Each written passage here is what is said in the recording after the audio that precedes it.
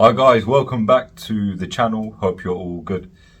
I'm sure you've all come across the term Furussiya when looking at the medieval Islamic world, specifically its military culture.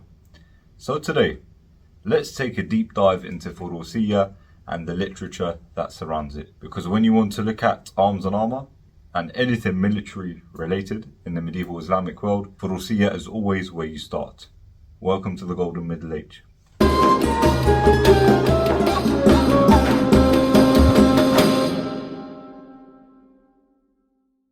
By the way guys, before we start the video, please make sure you like the video, subscribe to the channel, turn your notification bell on. It really helps the channel grow. Let's quickly start off by defining Furussiya in a simple way for all of us to understand. All it means is equestrian martial exercises in Arabic. Equestrian means horseman. Furussiya is also knighthood, and the idea of a Faris, which the word Furussiya dates back to pre-Islamic Arabia. As you know, European medieval knighthood had its own system and set of rules and lifestyle. This was the same thing for Furussiya. What's also important to mention is that Furussiya is heavily associated to the Mamluks. But why? As we were saying, medieval Mamluk Furussiya refers to the military and equestrian culture of the Mamluk Sultanate, a medieval Islamic state that existed from the 13th to the 16th centuries in the Middle East and North Africa. The Mamluks were a ruling class of soldier slaves who originally served under the Abbasid and also Ayyubid dynasties, but eventually established their own empire. The Furussiya tradition of the Mamluks encompassed various aspects of military, horsemanship, warfare and chivalry. It emphasized the importance of skilled cavalry and effective use of horses on the battlefield. The Mamluk Furussiya was renowned for its disciplined and highly trained mounted warriors. This gave birth to many Furussiya literature and treaties, and we will try and mention as much as we can today, and most of them were compiled by professional military men who had a Mamluk background and were close to the establishment. This is a common denominator in medieval Furussiya. It was always associated with the Mamluks. They took this concept and made it into a full school for soldiers.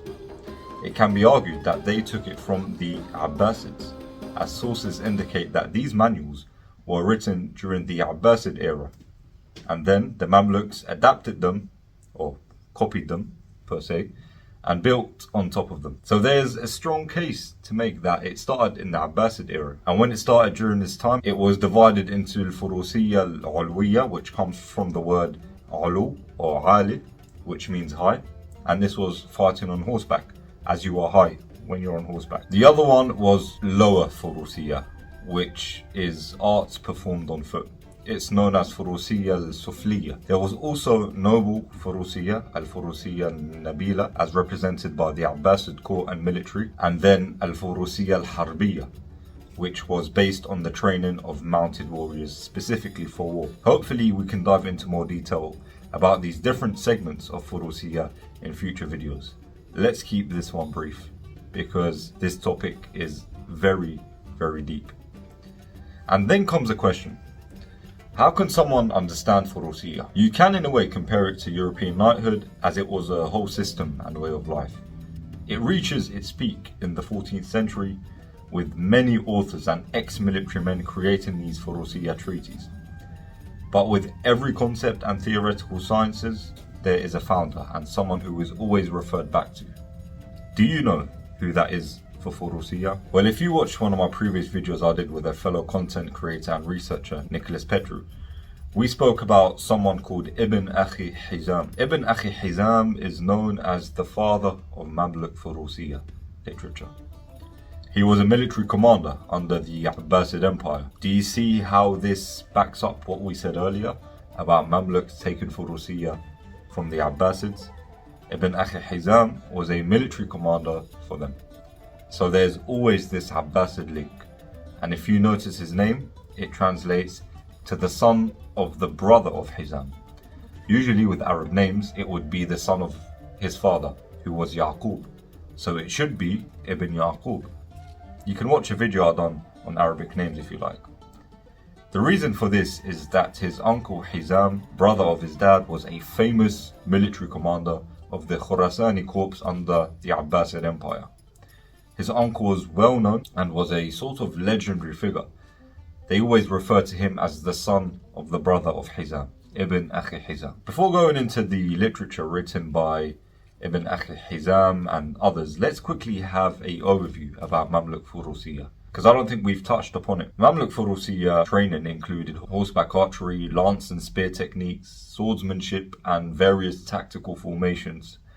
Mamluk horsemen were experts at maneuvering their horses in battle and using hit-and-run tactics, making them tough opponents.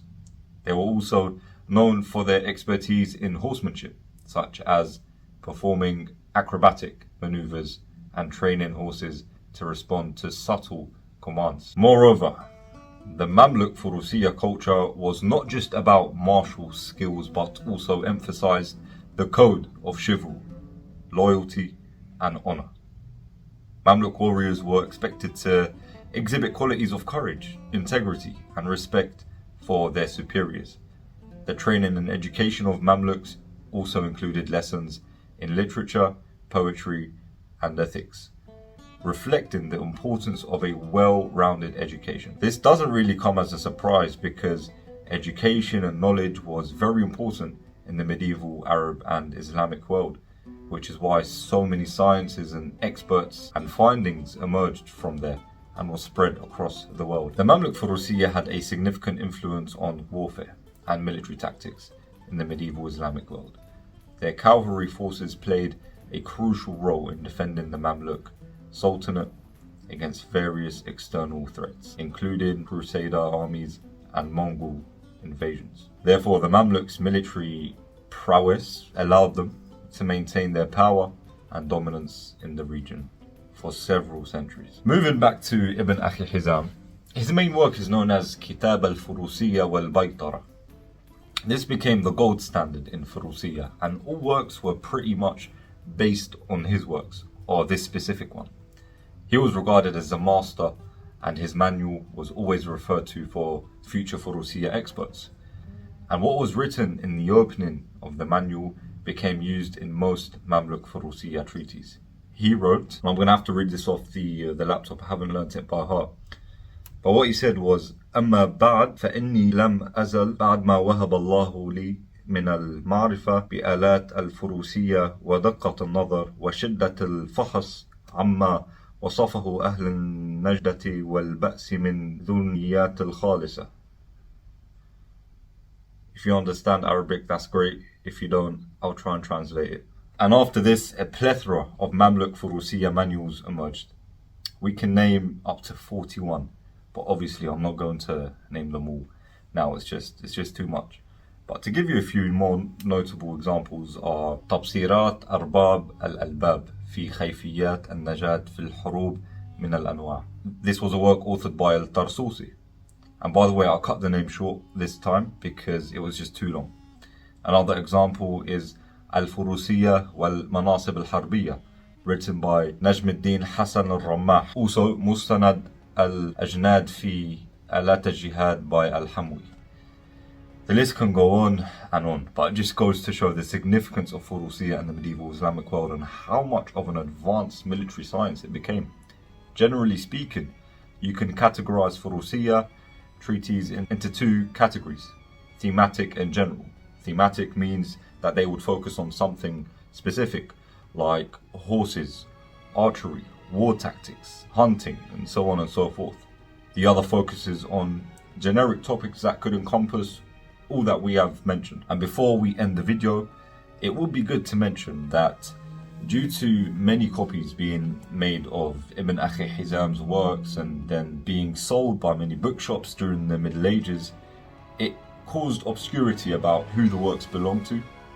They belong to Ibn Akhi Hizam, of course, even though they were not credited to him.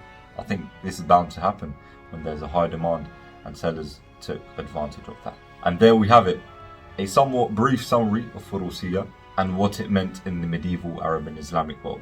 Hopefully we'll go on to discuss it in much more detail in future videos. Thank you for watching, guys. Hit the like button and I will see you again very, very soon.